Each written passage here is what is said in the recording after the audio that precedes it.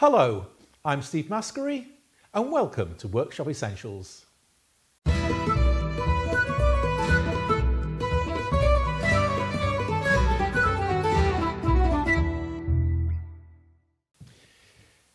Today I'd like to do something a little bit different and talk to you about buying tools and other stuff directly from China. I've done this on a number of occasions over the last 2 or 3 or 4 years, and my experiences have been very mixed. And I would like to share with you some of the highlights and some of the lowlights of going down this route. There are a number of platforms based in China, and the most well-known ones being Aliexpress and Banggood. And you can get lots and lots of stuff off there. It tends to be fairly small stuff, although if you buy bigger stuff that's higher priced, you'll get landed with import duties and stuff if you're not careful. But for small stuff that only costs a few pounds, usually there's no import duty and no tax to pay. And the prices are low to start with. So the appeal is very high. You get something for not very much money. And sometimes that's very good. We'll talk about the rest later. But here are some of the highlights. This is a flip stop for my crosscut sled that I use on my table saw. It costs, I don't know, £6 or £7. Very nicely made, very nicely finished, and very robust. It doesn't flex at all, and it locks solid. A really nice piece of kit. Very, very pleased with that. A few bits for the kitchen. I've got a grater here. Again, you know, a nice piece of kit. You have to be careful with your fingers. It's very sharp. Again, it didn't cost very much. And really good quality, professional grade dough scraper. Again, next to nothing.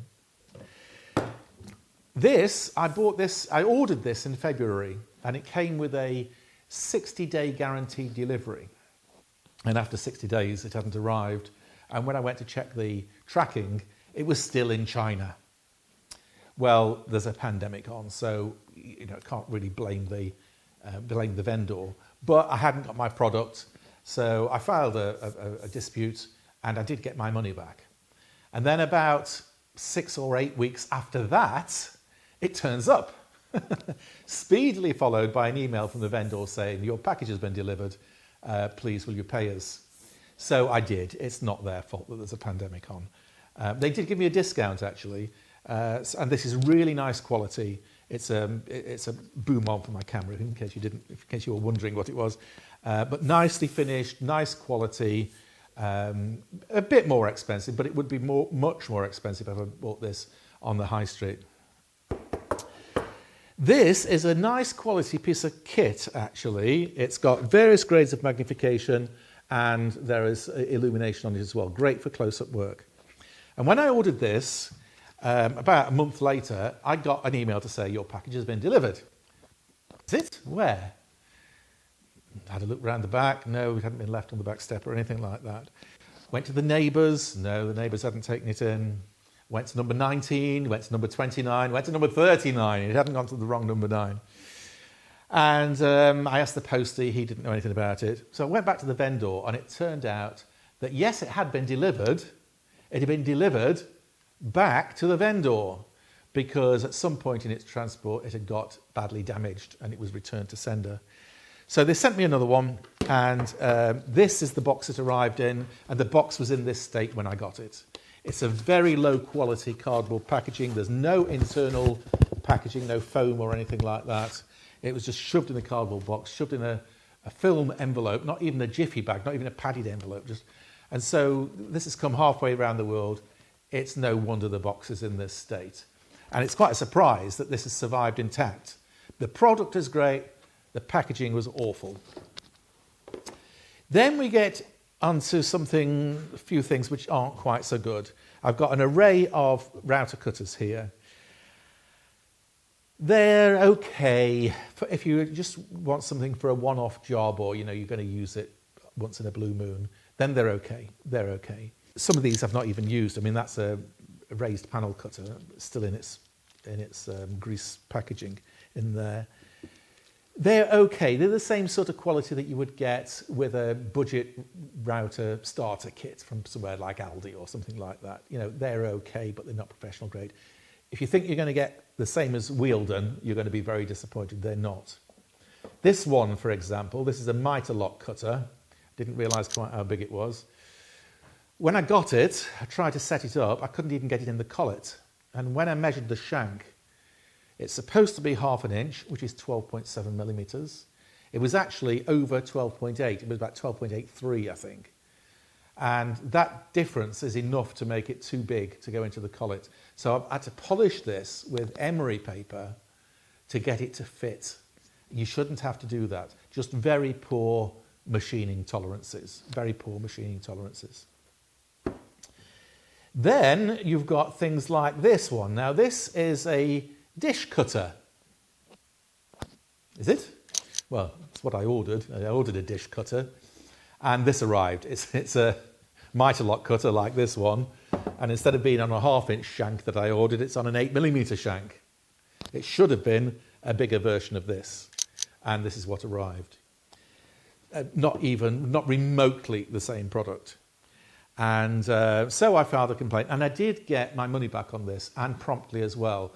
I filed a complaint on the morning of the day this arrived, and there was a credit to my credit card by the evening. So customer service, good. Vendor, rubbish. And then we get to this end of the table. Now then, this is a camera. And this is a garden fountain. Just put that down for a moment.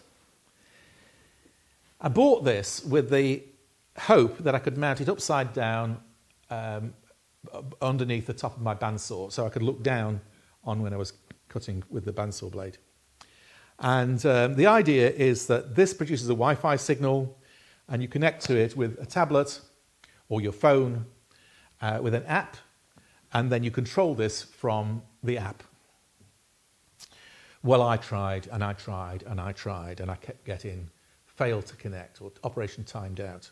I've tried it with 2 different phones, I've tried it with a tablet, and I've tried it with 3 different apps, and they all behave the same way. This does not work. So I went back to the vendor and they said, can you send us some evidence? So I made a little film showing exactly what messages were coming up, and they agreed that it was faulty. Great. So can I have my money back, please? Yes, sir, we'll send you your money back. No money? Can you send me my money back? Yes, you'll have to wait a wee bit. Yeah, where's my money?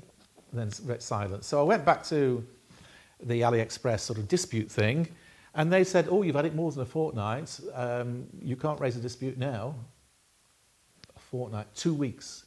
You have 2 weeks to make a complaint. And after that, they won't entertain it.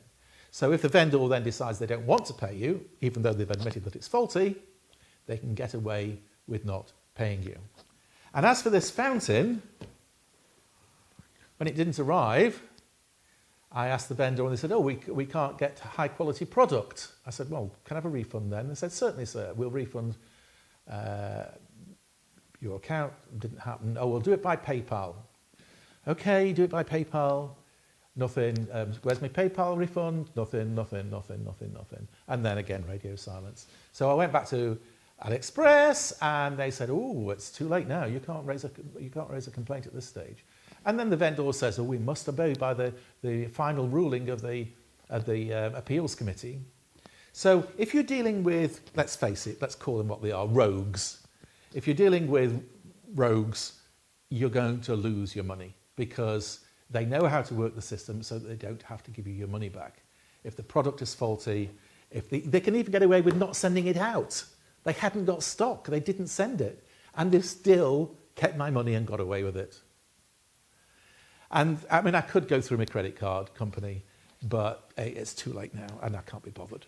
And I think they probably rely on that. Let me be unambiguously clear about this.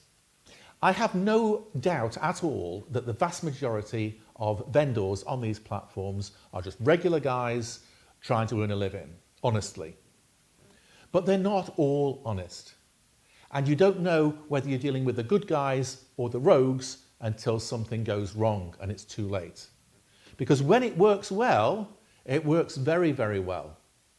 But when things go wrong, you lose everything. There is no concept of customer satisfaction or consumer protection.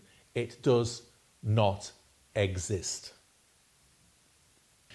So this is my range of experience, from the excellent to the downright fraudulent, actually. And it's why I'm reluctantly come to the conclusion that it's not worth the candle. Yes, you can get good products at very attractive prices. And when that happens, it's good. But everything that you save on things like these, you can very easily lose on things like this. The fountain and this together came to over 30 quid. And I'm pretty sure that if I bought these in the UK, they wouldn't have cost me much more than 30 quid more than what this has cost me. And given that you have to wait 2 weeks, 2 months sometimes for delivery, it's just not worth it in my opinion. Now, you, of course, will have your own attitude to risk and reward. And if you decide to buy from these kind of platforms, then it's up to you. But at least now you will go in with your eyes open and be aware of what can go wrong and sometimes, most certainly, does go wrong. So that's my little rant over for today. Not really woodwork, I know, but relevant to your workshop, I think, if you're deciding where to spend your hard-earned cash. So if you'll excuse me, I've got a door to paint today. I want this hung before Christmas. And thank you very much for watching. Until the next time, don't get stung, but enjoy your workshop. Cheerio.